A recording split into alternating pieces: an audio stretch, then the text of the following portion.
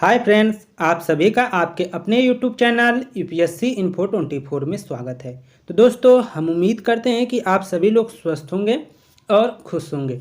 दोस्तों, ये जो वीडियो है यह जो भारतीय संविधान के भाग है उन्हीं के परिप्रेक्ष्य में बनाया गया है। दोस्तों, आपको विदित होगा कि जो भारतीय संविधान है उसमें 22 भाग है, 12 अनुसूचियाँ है और अनुच्छेद 395 हैं। तो दोस्तों, उसी को परिदृश्य में रखते हुए ये वीडियो बनाया गया है। यहाँ से अभी नवोदय विद्यालय का जो टीजीटी का एग्ज़ाम हुआ था, दोनों स्पेशल एक था, एक टीजीटी इस तरह था सामान्य का। तो उसमें जो क्वेश्चन थे तो उसमें कहीं ना कहीं इन क्वेश्चन से यहाँ से क्वेश्चन पूरी तरीके से इनडायरेक्ट रूप में उठाया गया था कि कहाँ पे किसका जिक्र है। तो दोस्तों, इस वीडियो के अंत तक बने रहिए और इसको रिलेट करिए अपने मतलब पॉलिटिकल से कि ये क्वेश्चन कहाँ पे पूछा जाता है। क्वेश्चन बहुत हैं इसमें, क्योंकि इसमें आप चाहें तो 100 क्वेश्चन बना सकते हैं। ये जो भाग हैं और उसके विषय हैं और अनुच्छेद हैं, तो उसमें आप चाहें तो 100 क्वेश्चन बना सकते हैं। तो आप वीडियो के अंत तक बने रहिए और प्रयास करिए कि इस वीडियो को आप 2 से 3 बार जरूर देखें, रिवाइज कर लें, या आपके पास लुसेंट है तो लुसेंट का भी आप प्रयोग कर सकते हैं याद करने में। ठीक है, तो उसी को ध्यान में रखकर वैसे ही इसमें लुसेंट का भी सहारा लिया गया है और भी कंटेंट इसमें डाले गए हैं। लुसेंट के अलावा आप लक्ष्मीकांत को प्रीफर कर सकते हैं, वहाँ से आप पढ़ सकते हैं, वहाँ से आपको पीडीएफ मिल जाएगा। तो दोस्तों, स्टार्ट करते हैं आज का ये वीडियो।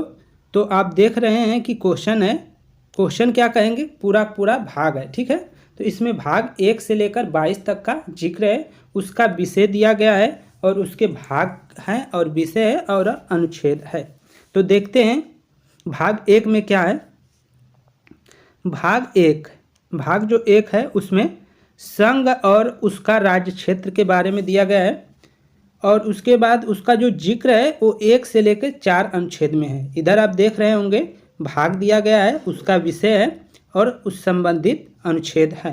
तो दोस्तों, अब हम देखते हैं दूसरा भाग 2 में क्या है, नागरिकता है और किस अनुच्छेद में है ये, 5 से लेकर 11 तक। ठीक है, तो भाग 1 में संघ और उसका क्षेत्र है, जो अनुच्छेद 101 से लेकर 4 तक उसका जिक्र किया गया है। भाग 2 है, उसमें नागरिकता है और उसमें जो है उसका अनुच्छेद जो है 5 से लेकर 11 तक है। तो नागरिकता का किस अनुच्छेद में है, तो 5 से लेकर 11 तक नागरिकता है और नागरिकता किस भाग में है, तो आप बताएंगे भाग 2 में है। उसी तरह संघ जो है, संघ और उसका राज्य क्षेत्र जो विषय है वो किस अनुच्छेद के अंतर्गत आता है, तो आपका आंसर हो जाएगा 1 से लेकर 4 तक अनुच्छेद में आता है। और किस भाग में आता है, तो भाग आपका 1 सही होगा। आगे चलते हैं, भाग 3 है। भाग 3 में आप देखेंगे कि मौलिक अधिकार का जिक्र किया गया है और मौलिक अधिकार आप 12 से लेकर 35 तक आपको मिलता है।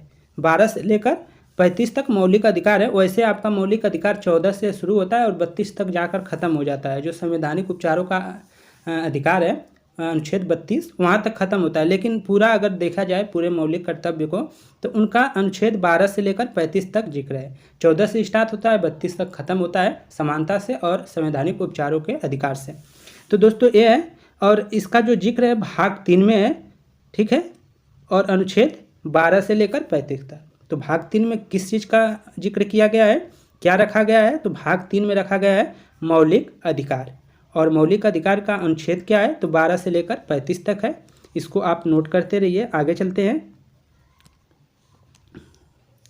अब मौलिक अधिकार के बाद आता है, ठीक है, भाग 4 में जो है राज्य के नीति निदेशक तत्व को दिया गया है। भाग 4 में क्या है, भाग 4 में क्या है, तो राज्य के नीति निदेशक तत्व हैं। तो भाग 4 में कौन सी विषय रखा गया है, तो राज्य के नीति निदेशक तत्व को रखा गया है। और राज्य के नीति निर्देशक जो तत्व है, अनुच्छेद किस में है उनका जिक्र, तो अनुच्छेद 36 से लेकर 51 तक इनका जिक्र किया गया है। अब आगे जो भाग 4 है उसको एक और भाग है, भाग 4 क कर है। भाग 4 क है जिसमें मौलिक कर्तव्य को जोड़ दिया गया। जो स्वर्ण सिंह समिति आई थी उसी के द्वारा मौलिक कर्तव्यों को जोड़ा गया था। तो वर्तमान जो मूल कर्तव्य थे, मौलिक कर्तव्य 10 थे, लेकिन बाद में जो है मूल कर्तव्य 11 हो गए, तो उसमें जोड़ दिया गया था एक। तो इस समय वर्तमान में 11 आपके मौलिक कर्तव्य है, तो उसको आप याद रखेंगे। और ये जो है 51 क में इसका जिक्र है। अनुच्छेद 51 क में मौलिक कर्तव्य का जिक्र है और मौलिक कर्तव्य भाग किस भाग के अंतर्गत आता है, तो भाग 4 क, इसको आप याद रखेंगे। आगे देखते हैं, इधर है आपका भाग 5 आ गया। 4 तक हम पढ़ लिए, 5 देखेंगे। भाग 5 में क्या है, संघ सरकार है। भाग जो 5 है उसमें संघ सरकार का जिक्र किया गया है। और संघ सरकार में आप जानते हैं संघ में कौन कौन होते हैं। संघ में जैसे लोग मतलब ये जितने होते हैं, राष्ट्रपति हो गए, उपराष्ट्रपति हो गए, और संसद जो होते हैं जिसमें लोकसभा राज्यसभा होते हैं और राष्ट्रपति को मिलाकर संसद बनता है, उन सब का जो जिक्र है वो भाग 5 में है। तो ठीक है, संघ सरकारों का जिक्र किस में किया गया है, तो भाग 5 में किया गया है। और किस अनुच्छेद से किस अनुच्छेद तक है, तो अनुच्छेद 52 से लेकर 151 तक। 52 से लेकर 151 तक किसका मतलब जिक्र किया गया है, तो संघ सरकार का जिक्र किया गया है। अब इसमें 5 भाग को ना एक एक भाग में बांटा गया है, तो टोटल 5 भागों में बांट दिया गया है। इसको जो है भाग 5 है तो इसको अध्याय के रूप में 5 अध्यायों में विभाजित किया गया है। यहाँ से क्वेश्चन पूछने की पूरी संभावना है। तो अध्याय 1 में कार्यपालिका, जैसे कार्यपालिका में कौन कौन, राष्ट्रपति और उपराष्ट्रपति का जिक्र किस अनुच्छेद में है, तो अनुच्छेद 52 से लेकर 78 तक है। और अध्याय जो दूसरा है भाग 5 के तहत संसद का अब कितने हैं, तो 79 से 122 तक, 79 और 122, 79 से 122 तक इसका जिक्र है। 79 से 122 तक संसद का पूछा जाएगा कि किस अनुच्छेद में जिक्र किया गया है। अगर ये दे देगा आपका अनुच्छेद ए वाला, तो आप इसी को आंसर करेंगे। ठीक है, आगे चलते हैं। अध्याय 3, अध्याय 3 में क्या है, राष्ट्रपति की विधायी शक्तियों का जिक्र है। और राष्ट्रपति की जो विधायी शक्तियाँ हैं उसमें किसमें इसका जिक्र है, तो अनुच्छेद 123 में। अनुच्छेद 123 में राष्ट्रपति की विधायी शक्तियों का क्या है, उल्लेख है, अनुच्छेद 123 में। और अध्याय 4 की बात करते हैं, इसमें संघ की न्यायपालिका दिया गया है। राष्ट्रपति की शक्तियाँ 123 में है, तो संघ की न्यायपालिका की जो उल्लेख है अनुच्छेद 124 से लेकर 147 में किया गया है। आगे आगे बहुत इंपॉर्टेंट है अध्याय 5 में, जो भाग अभी हम भाग 5 ही पढ़ रहे हैं, इसको आप ध्यान में रखेंगे। तो भारत का नियंत्रण एवं महालेखा परीक्षक, जो भारत के नियंत्रण एवं महालेखा परीक्षक होते हैं उनका जिक्र जो किया गया है अनुच्छेद 148 से 151 तक में किया गया है। तो इसको आप नोट कर लीजिएगा। वीडियो ऐसे स्लो है तो आप देख लीजिएगा, रोक कर देख लीजिए, नोट कर लीजिए। ठीक है, आगे है भाग 6। भाग 5 में क्या था, संघ सरकार के बारे में। तो भाग 6 में क्या है, राज्य सरकार के बारे में। और इसका जिक्र किया गया है 152 से लेकर 237 तक। 152 से लेकर 237 तक के अनुच्छेद में राज्य सरकार को जिक्र है। अब इसमें जो है अध्याय में बांट दिया गया है, इसमें भी 6 अध्याय हैं। ठीक है, इसमें क्या है, 6 अध्याय हैं। अध्याय 1 में साधारण के तहत 152 रखा गया है। ठीक है, अनुच्छेद। और कार्यपालिका और राज्य की कार्यपालिका होती है उसमें प्रमुख जो होता है, कौन होता है, राज्यपाल। तो राज्यपाल होता है, तो उसका जो राज्यपाल का उल्लेख किया गया है वो 153 से लेकर 167 तक है। अब तीसरा है जो अध्याय 3, राज्य का विधानमंडल। राज्य का विधानमंडल किस में आता है, तो भाग 6 में आता है। और किस अनुच्छेद में, 168 से लेकर 212 तक। राज्यपाल की विधायी शक्तियाँ, तो राज्यपाल की विधायी शक्तियाँ किस में आ रही है, भाग 6 में आ रही है। और किस अनुच्छेद में, 213 में। इसको देख लीजिएगा। राज्यों के उच्च न्यायालय, जो राज्य के उच्च न्यायालय है उनका अनुच्छेद 214 से लेकर 232 तक है। अधीनस्थ न्यायालय जो होते हैं उनका है 233 से 237 तक। तो ये आपका देख रहे हैं कि ये क्या है, आपकी राज्य सरकारों का है। अब हम लोग आगे बढ़ते हैं। ये 6 तक हम लोग देख चुके हैं, अब 7 देखते हैं।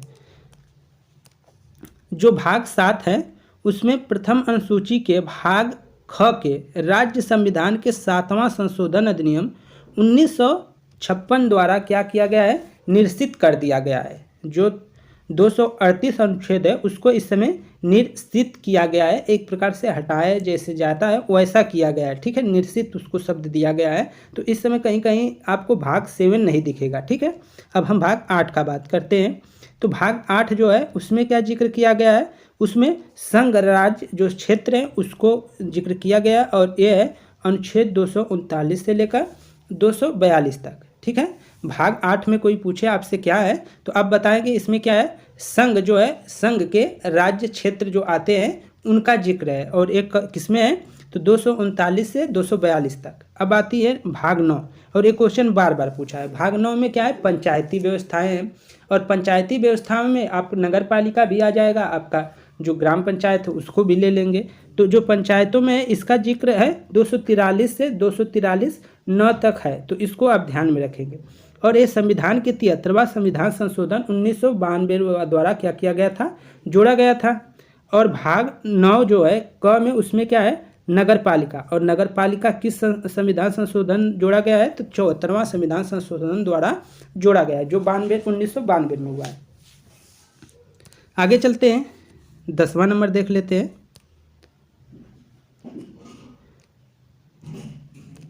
10 नंबर है भाग 10, अनुसूचित जो जाति है और जनजाति क्षेत्र है उसका जिक्र किया गया है भाग 10 में। भाग 10 में क्या किया गया है, अनुसूचित और जनजाति क्षेत्र का, अनुसूचित या जनजाति जो क्षेत्र है उनका जिक्र किया गया है।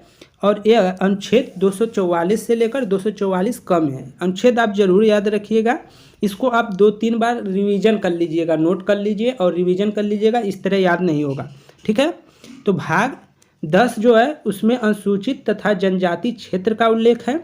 और अनुसूचित तथा अनुसूचित जनजाति क्षेत्र का उल्लेख किस अनुच्छेद में है, तो 244 से लेकर 244 क तक, 244 से लेकर 244 क तक, और 244 से लेकर 244 क तक में किस चीज़ का उल्लेख है, तो हो जाएगा अनुसूचित तथा जनजाति क्षेत्र का।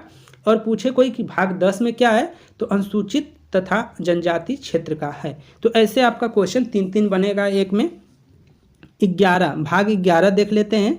भाग 11 में क्या दिया है, संघ तथा राज्यों के मध्य संबंध। एक 11 होता है, तो इसमें संघ और राज्य दोनों की बात की कहा गया है। इसको आप ध्यान में रखेंगे कि 11 होता है, मतलब एक जोड़कर, मतलब संघ को और राज्य के संबंध की बात जो की गई है वो किस में की गई है, तो भाग 11 में की गई है। और भाग जो 11 है उसका उल्लेख किस अनुच्छेद में है, तो उसका उल्लेख है 245 से लेकर 263 तक। जो भाग 11 है उसका उल्लेख 245 से लेकर 263 तक है। आगे चलते हैं, और इसको 11 को 2 भागों में बांट दिया गया है, विधायी संबंध और प्रशासनिक संबंध। विधायी संबंध होते हैं और प्रशासनिक संबंध। तो विधायी संबंध का जो उल्लेख है वो 245 से लेकर 255 तक है, और प्रशासनिक संबंध का उल्लेख जो है 256 से लेकर 263 तक है। तो इसको आप नोट डाउन कर लीजिएगा, नोट कर लीजिएगा। आगे देखते हैं 12, भाग 12 को देखते हैं। भाग 12 में जो है वित्त, संपत्ति तथा संविदा और वाद को रखा गया है। भाग 12 में संपत्ति संबंधी या वित्त संबंधी बातों को रखा गया है भाग 12 में, ठीक है। और भाग 12 का क्या है अनुच्छेद, तो अनुच्छेद 264 से 300 क में है। अनुच्छेद 264 से 300 क में इसमें उल्लेख है। और भाग 12 के 4 भाग अध्याय दिए हैं, 4 अध्याय हैं इसमें बांटा गया है, जिसमें पहला है वित्त। तो वित्त देख रहे हैं कि 264 से लेकर 291 तक क्या है, वित्त जो वित्त संबंधी प्रावधान होता है उसका उल्लेख किया गया है भाग 12 के 1 अध्याय में, ठीक है।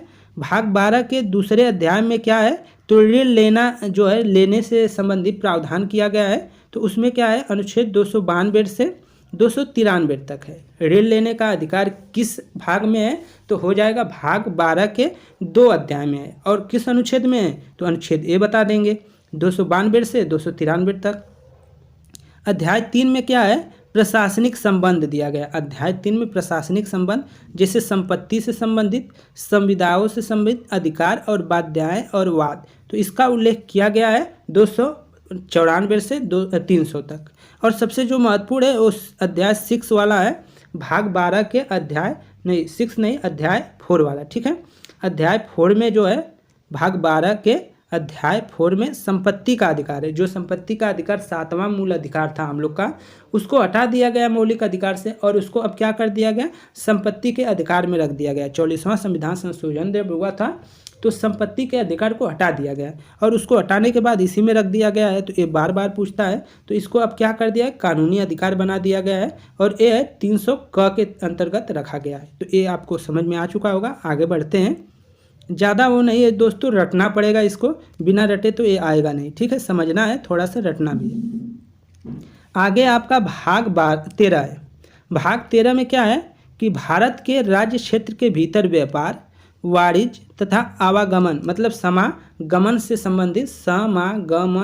से संबंधित जो चीज़ें उनका जिक्र है। और इसका जिक्र जो किया गया है अनुच्छेद में 301 से लेकर 307 में। भाग 13 है, इसमें भारत क्षेत्र के भीतर व्यापार, वाणिज्य तथा समागमन से संबंधित जितने भी चीज़ें हैं उसका उल्लेख किया गया भाग 13 में।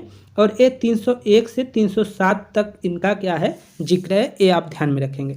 आगे चलते हैं, भाग जो है 14। भाग 14 में क्या है दोस्तों, संघ तथा राज्यों के अधीन सेवाएं, जो सेवाएं आती हैं जैसे IAS PCS हो गया, और इसके बाद जो भी PCS हो गया उनको भी ले लेंगे। और जैसे केंद्र सरकार के अंतर्गत, PCS शायद राज्य सरकार का है तो इसके अंतर्गत नहीं आएगा, लेकिन ये दोनों बोला है, संघ तथा राज्यों के अधीन सेवाएं, तो PCS भी आ जाएगा। ठीक है, तो जो PCS और IAS से संबंधित सेवाएं हैं या टीचर है और सब जॉब है, तो उनको जो रखा गया है वो आपके भाग 14 में रखा गया है। ठीक है, भाग 14 में जितनी नौकरियां है नौकरी में उसको हम इसमें रख सकते हैं। तो इनका जो है भाग 14 का उल्लेख किया गया है 308 से लेकर 323 तक है, 323 तक है।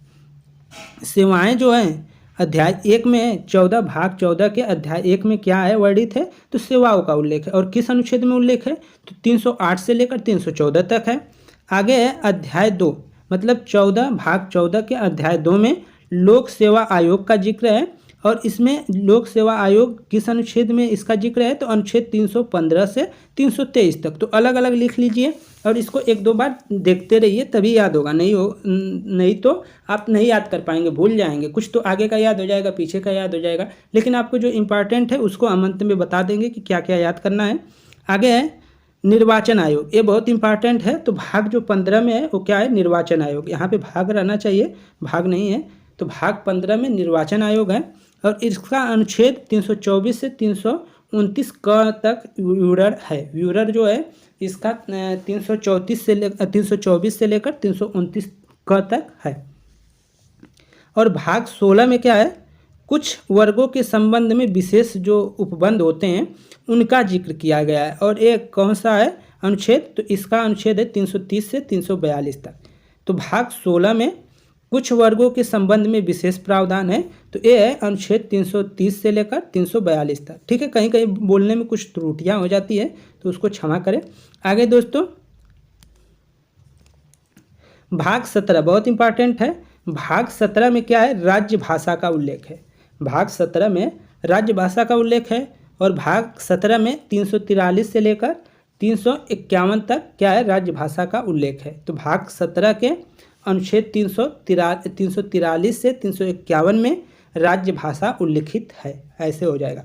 अब इसको जो है भाग 17 को 4 भागों में बांट दिया गया है।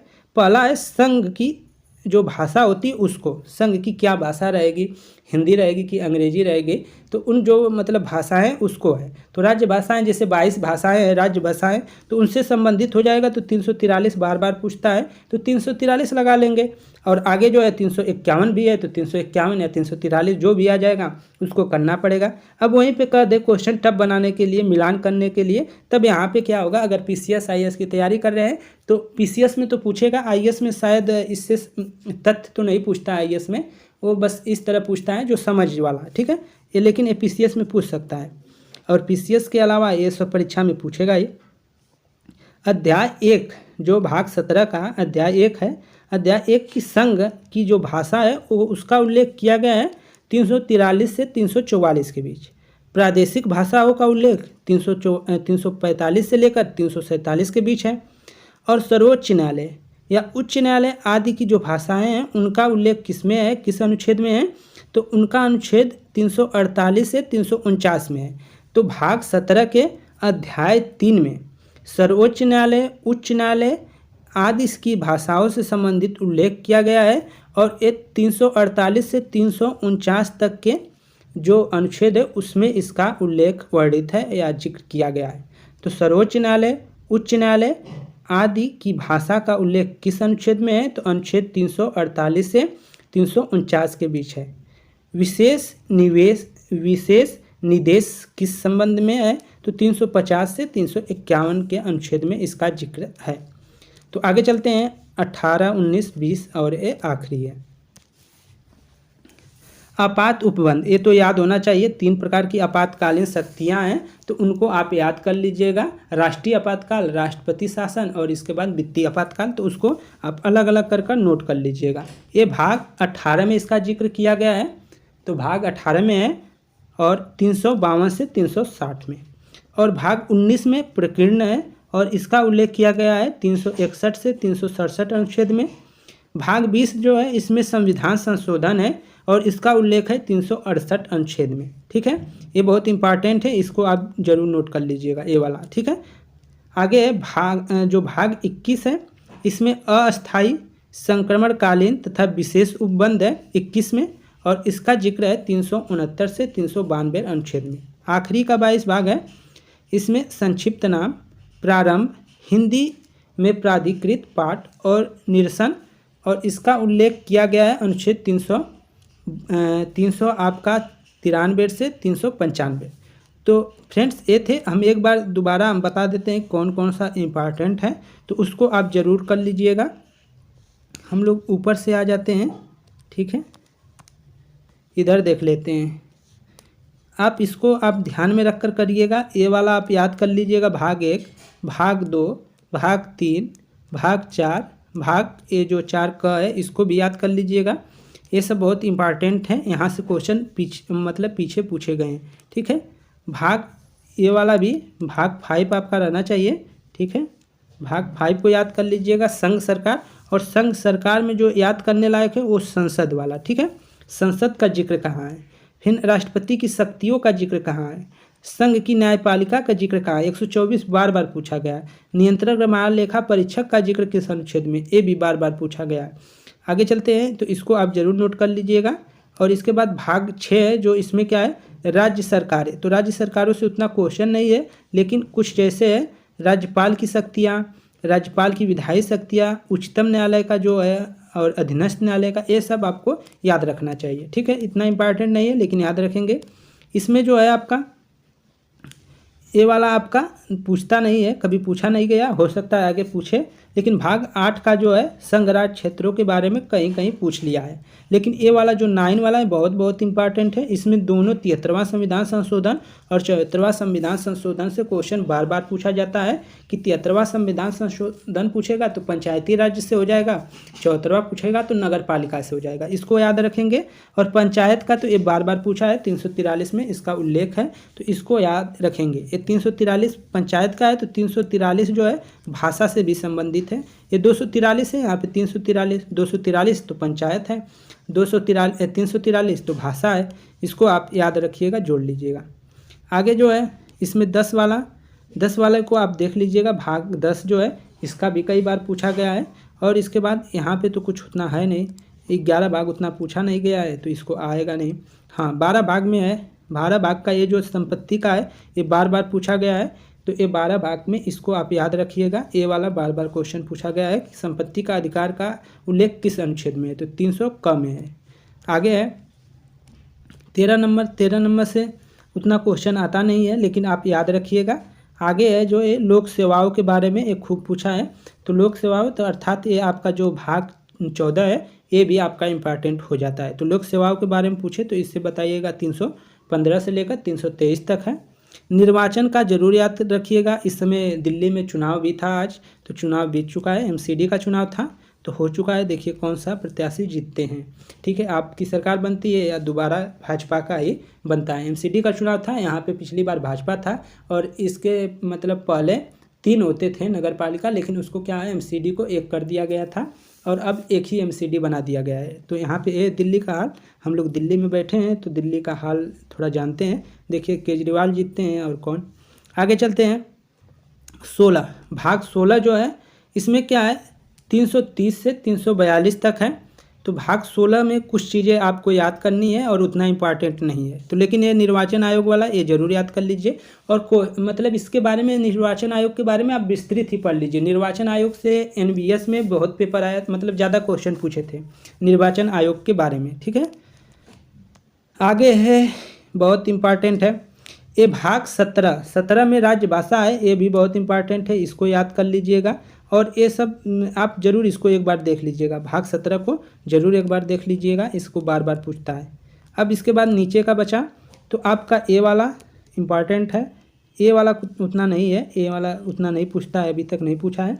हाँ, ये संशोधन का खूब पूछता है कि भारतीय संविधान संशोधन किस अनुच्छेद में है, तो 368 में है, और किस भाग में है, तो 20 भाग में है।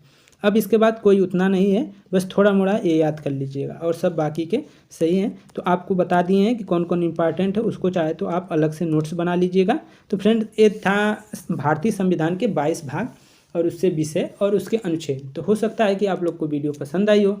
अगर वीडियो पसंद आई है तो लाइक करिए, चैनल को सब्सक्राइब करिए, चैनल को शेयर करिए, जितना हो सके उतना प्यार दीजिए। नमस्कार साथियों, गुड।